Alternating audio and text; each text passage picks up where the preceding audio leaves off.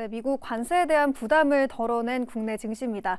오늘도 여전히 코스피 지수가 더 강한 흐름이 관찰되고 있는데요. 삼성전자와 SK하이닉스 그리고 현대차를 비롯한 시총 상위 종목들 오늘도 질주해 나가고 있고요. AI 데이터 센터 관련해서 전력과 원전 쪽들 그리고 관세에 대한 이 베일, 안개를 이제 벗은 식품주들까지 전반적으로 다양한 곳에서 들썩이고 있습니다. 이 가운데 투자 전략을 지금은 좀 어떻게 설정을 해봐야 될까요? 엠비골드 성하준 매니저 만나서 함께 전략 세워보도록 하겠습니다. 매니저님 안녕하세요. 네, 안녕하십니까. MBN골드의 성하준 매니저입니다. 네, 오늘 거래소 지수가 5,900이라는 또다시 새로운 부근에서 역사적인 터치가 또 나오기도 했습니다.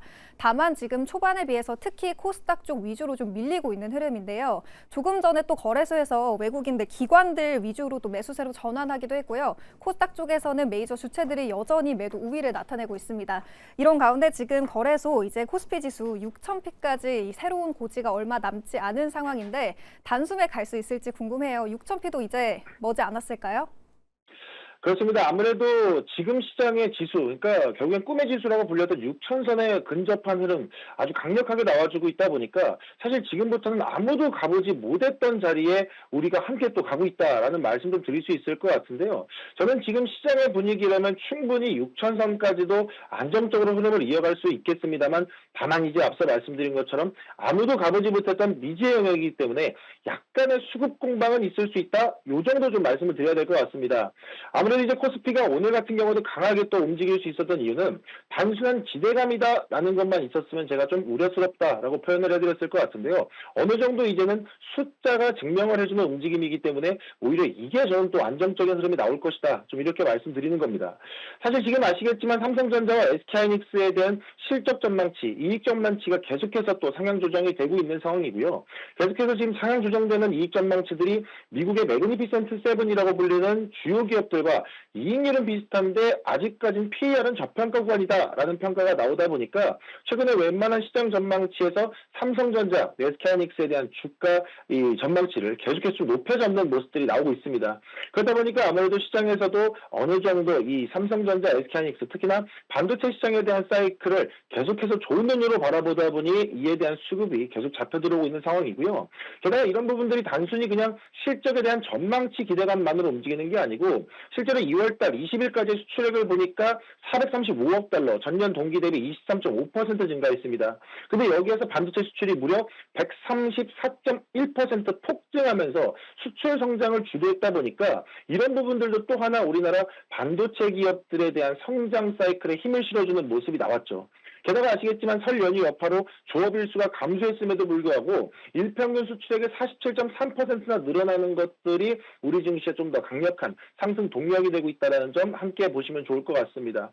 물론 아직까지는 트럼프의 국정연설이라던가 지금 관세에 대한 리스크들 계속해서 좀 해석이 의견이 분분한 그런 상황이긴 합니다만은 그래도 우리는 역시나 시장의 학습 효과, 숫자가 증명해주는 섹터와 업종은 강력하게 그 내용들이 주가에 반영된다는 학습 효과. 게다가 최근에 우리가 코리아 디스카운트로 인해서 숫자가 증명돼도 가지 못했던 시장인 우리 이제는 그 타이틀을 떼고 이제는 재평가 그리고 본격적으로 좀 평가받기 위한 움직임들이 나오고 있다 보니까 이에 대한 시장 자금도 저는 충분히 6천선까지 올려놓을 수 있는 여력이 있다 말씀드리도록 하겠습니다. 다만 약간의 우려할 점은 앞서 말씀드렸던 것처럼 아무도 가지 못했던 지수 영역이기 때문에 어느 정도 심리적인 수급 공방이 이어질 수 있다는 점. 그래서 무조건적인 상승보다는 항상 조정, 일부 눌림 자리에 대한 대응들이 무조건적으로 필수적이다라는 말씀을 드리도록 하겠습니다. 전반적인 국내 증시에 대한 지수에 대한 전망 성하준 매니저의 의견 들어봤고요. 그 안에서 조금 더 이제 좁혀볼 텐데 이 시각 튀는 종목으로 보험주, 그 안에서 미래에셋생명을 꼽아보도록 하겠습니다. 보험주가 장 초반에 전반적으로 상당히 강하게 출발했었는데요. 지금 대부분의 종목들이 음봉을 달면서 좀 전반적으로 밀리고 있는 양상이에요. 미래에셋생명이 지난 거래일에 상한가 풀리지 않은 채로 마감을 했었고 현재도 18% 정도 추가 상승이 나오고 있긴 하지만 이마저도 사실 장 초반에 비해서는 상승 탄력이 좀 둔화된 흐름이 감지되고 있습니다. 보험주가 전반적으로 초반 대비 좀 탄력이 둔화되면서 밀리고 있는 흐름인데 앞으로 보험주 시세 좀 어떻게 전망해 볼 수 있을까요?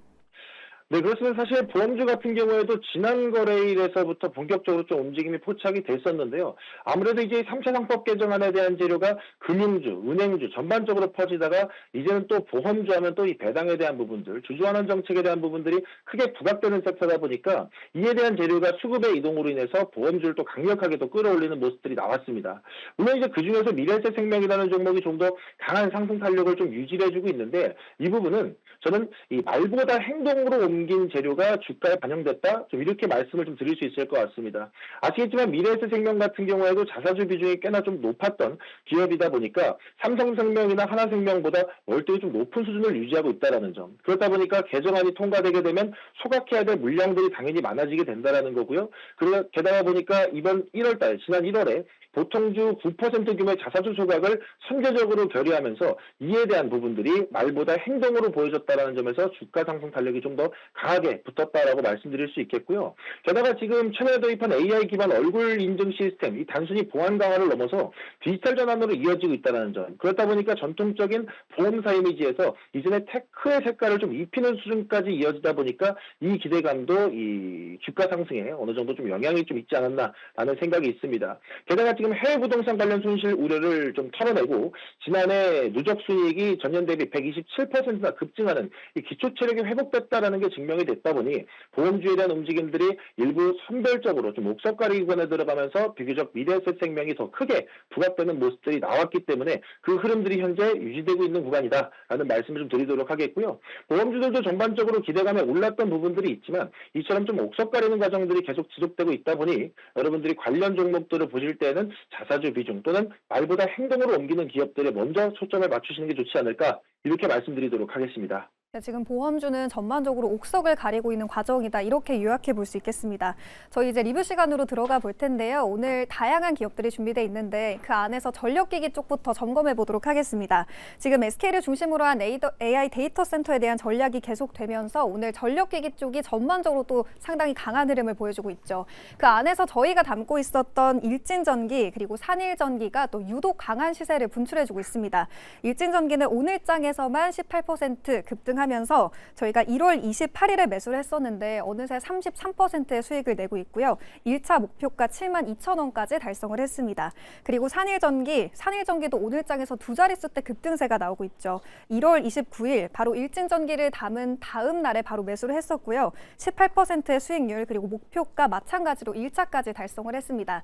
두 기업 오늘장에서 상당히 강한 시세를 분출해주고 있는데 현 시점에선 전략 어떻게 세보면 좋을까요?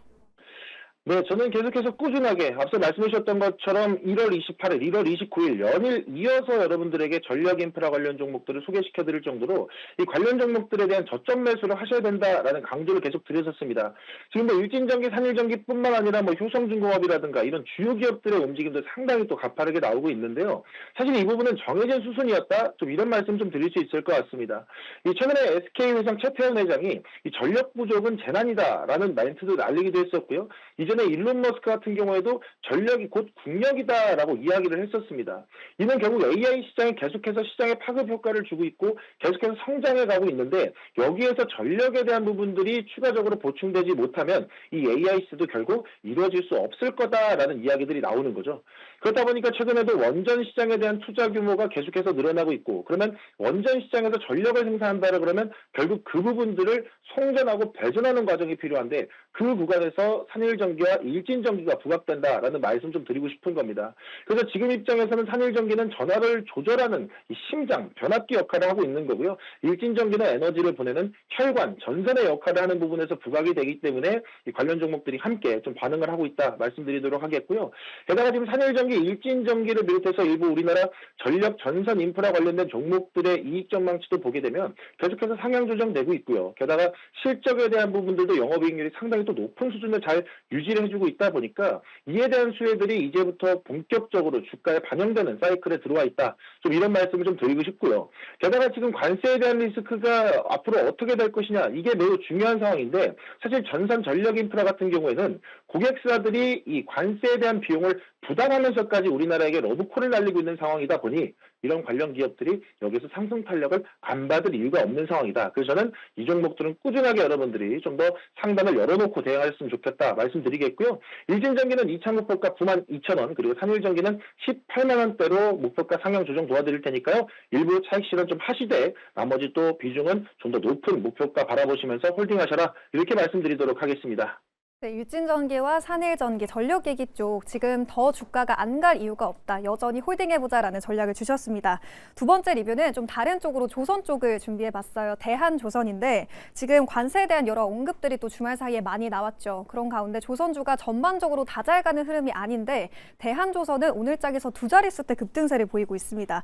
2월 10일에 매수하면서 어느새 25%의 수익을 내고 있고요. 82,000원 1차 목표가까지 달성을 했습니다. 지금 91,000원 선 위까지 올라와 있는 상황인데 현 구간은 대한조선 어떻게 접근해 보는 게 좋을까요?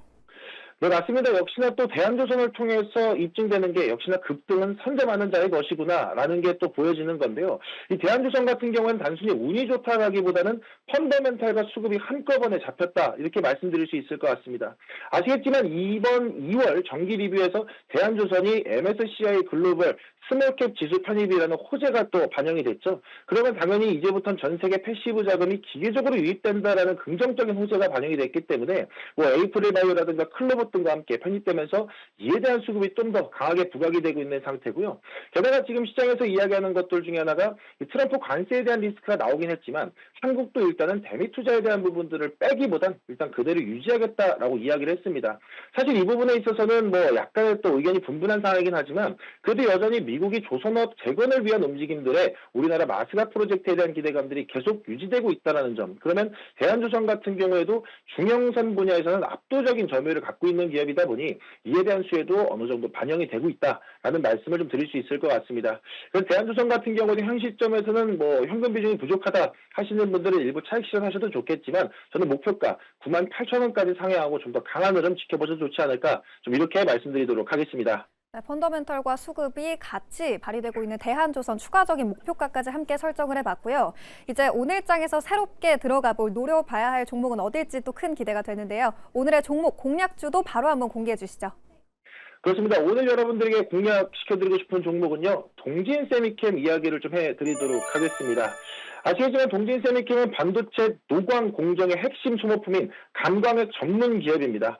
반도체 회로를 그릴 때 필수로 사용하는 특수 잉크라고 이해를 하시면 좋을 것 같은데요. 제가 이 종목을 지금 말씀드리고 있는 이유는 일단 오늘 반등, 상승이 나오기보다는 약간의 조정이 나오기에 오히려 이 구간을 노려보자, 좀 이런 말씀 드리고 싶은 건데요.